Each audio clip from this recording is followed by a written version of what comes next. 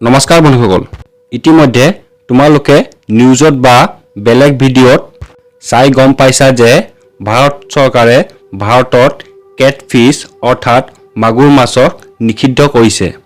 বৰ্তমান এই মাছবিধক এতিয়া না কোনোবাই পালন কৰিব পাৰিব আৰু না কোনোবাই বিক্ৰী কৰিব পাৰিব।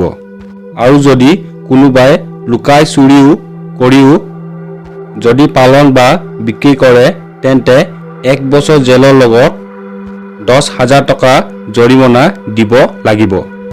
সো বন্ধুসকল ভাৰত চৰকাৰে এই কেটফিশক কি কাৰণে নিষিদ্ধ কৰিলে তাৰ বিষয়ে ভালকৈ জানিবলৈ তোমালোকে এই ভিডিঅটো শেষলৈকে চাবা।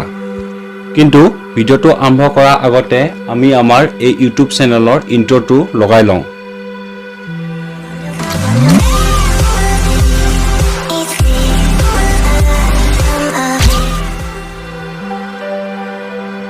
মাগুৰ মাছ যাক কেটফিশ বা থাইলেণ্ড মাগুৰ বুলিও কোৱা যায়। আচলতে এই মাছবিধক থাইলেণ্ডত হাইব্ৰিড দ্বাৰা বনোৱা গৈছিল। এই মাছবিধৰ প্ৰজনন কৰা শক্তি আৰু সোনকালে আকাৰত ডাঙৰ হোৱা ক্ষমতা বহুত বেছি থাকে। কিন্তু এই মাছবিধ আজি এই বিশ্বৰ কাৰণে বহুত ভয়ানক হৈ পৰিছে, যাৰ কাৰণে সকলো দেশতে মাগুৰ মাছ পালন কৰা আৰু বিক্ৰী কৰা নিষিদ্ধ কৰা হৈছে। য'ত য'ত এই মাছবিধ পালন কৰা হৈছিল তাত এই মাছবিধক মাটিত মাৰি মাটিৰ তলত পোতা হৈছে। পৃথিৱীৰ বেলেগ বেলেগ দেশৰ বৈজ্ঞানিকৰ মতে এই মাছবিধে পৃথিৱীৰ জীৱন প্ৰণালীক বহুত বেয়াকৈ প্ৰভাৱ পেলাইছে।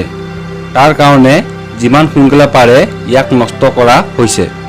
আমাৰ ইয়াত পোৱা লোকেল মাগুৰ মাছ দেখিবলৈ মাগুৰ বৰণীয় আৰু আকাৰত বহুত সৰু থাকে, কিন্তু ইয়াৰ বিপৰীতে থাইলেণ্ড মাগুৰ দেখাত বহুত ডাঙৰ আৰু কলা ৰঙৰ থাকে। থাইলেণ্ড মাগুৰ সম্পূৰ্ণৰূপে মাংসভোজী মাছ হয়। তাৰ কাৰণে এই মাগুৰ মাছবিধে পুখুৰী বা নদীৰ সকলো লোকেল মাছক খাই পেলায়, লগতে বহুত বনস্পতিকো খাই পেলাইছে। যদি এটা পুখুৰীত 100 প্ৰজাতিৰ মাছ থাকে আৰু সেই পুখুৰীটোত যদি 2টা বা 3টা এই মাগুৰ মাছ মেলি দিয়া হয় তেন্তে ই সকলো লোকেল মাছ খাই পেলাব আৰু পুখুৰীটোত তেতিয়া অকল এটা প্ৰজাতিৰে মাছ থাকিব, অৰ্থাৎ মাগুৰ মাছ। এই মাছবিধক ভাৰতৰ প্ৰায়ভাগ নদীতে দেখা গৈছে। মাংসভোজী হোৱাৰ কাৰণে ই মানুহকো খাই পেলায়। যদি সাধাৰণ ভাষাত কোৱা যায় তেন্তে এই মাছবিধ পানীৰ পৰিৱেশৰ কাৰণে অতি ভয়ানক আৰু বিপদজনক হয়।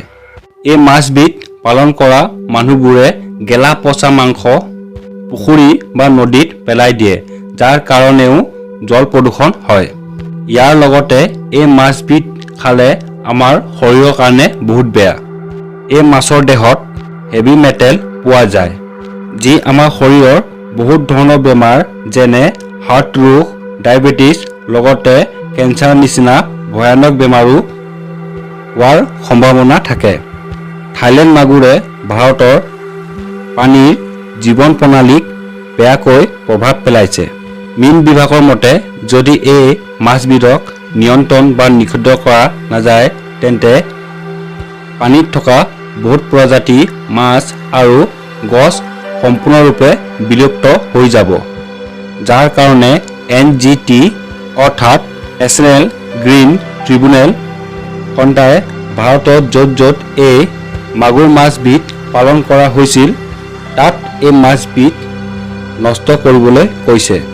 NGT মতে এই মাছবিধ ভাৰতৰ যোন যোন ঠাইত পালন আৰু বিক্ৰী কৰা হৈছে তাত এই মাছবিধ অতি সোনকালে নিষিদ্ধ কৰিব লাগে।